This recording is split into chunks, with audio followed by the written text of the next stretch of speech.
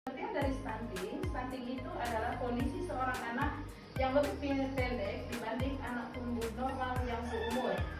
Hal ini merupakan salah satu bentuk gangguan pertumbuhan masa bayi dan anak.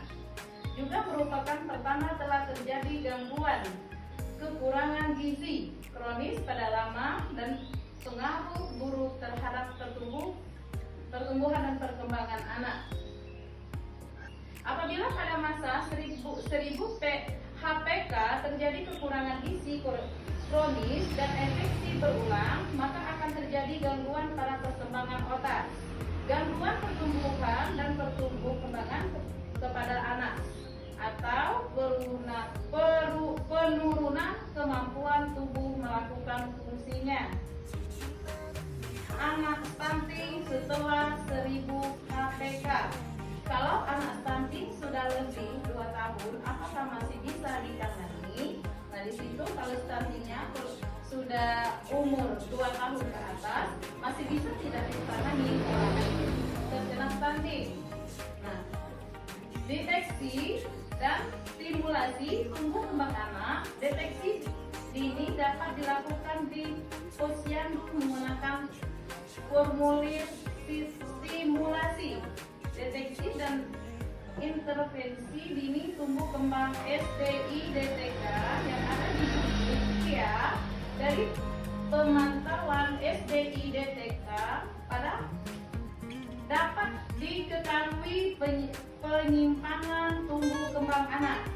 Simulasi dilakukan sesuai kelompok umur dengan mengajak anak bermain, bernyanyi, menggunakan alat bantu yang aman bagi anak dan harus menyenangkan. Dan selanjutnya, optimalisasi kecerdasan anak. Plastisitas otak. Kemampuan otak berubah lebih baik untuk beradaptasi dengan situasi-situasi baru. Kondisi plastisitas otak digunakan untuk mengoptimalkan kemampuan kecerdasan anak stunting meskipun sudah melewati masa 1000 HPK. Dengan memberikan stimulasi yang bisa menunjang kecerdasan anak, peran orang tua dan lingkungan sangat berpengaruh terhadap keberhasilan. Jadi stunting itu adalah di situ tumbuh kembang anak yang terlambat. Misalnya dari 0 bulan dari masa kehamilan yang pertama sampai anak itu berumur 2 tahun. Nah, berumur 2 tahun. Jadi 1000 kehidupan. 1000 kehidupan itu dari 0, dari masa pertama kehamilan sampai anak berumur 2 tahun. Jadi di situ agar kita tidak terkena stunting, nah kita harus apa? Kita harus mencegah. Kita harus mencegah biar anak kita itu tidak terkena stunting. Nah, di situ masa kehamilan kita harus makan bergizi. Kita harus ke posyandu menjaga kehamilan kita, ya, kehamilan kita itu sehat. Sudah itu kita beri makanan yang bergizi dan juga kita menjaga kebersihan. Nah, mencuci tangan, misalnya kita dari luar, kita masuk ke rumah, cuci tangan, cuci kaki. Nah, di situ adalah kita harus mencegah stunting itu, ya. Dan kalau misalnya anak itu sudah kena stunting di umur 2 tahun, apakah kita bisa untuk mengobati anak itu? Nah, untuk mengobati anak yang kena stunting tadi, itu masih bisa, Bu. Nah, masih bisa kita untuk mencegah, untuk mengobati anak itu. Bagaimana caranya? Nah, caranya adalah kita beri makanan yang bergizi anaknya, ya. Kita rajin membawa anak kita ke dokter kesehatan untuk kita cek kesehatan anak kita itu, ya, di situ. Dan di sini optimalisasi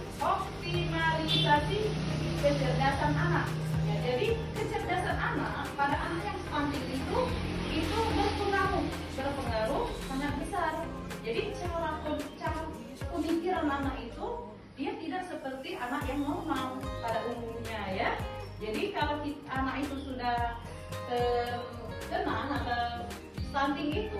anak itu tuh cara berpikirnya itu terlambat.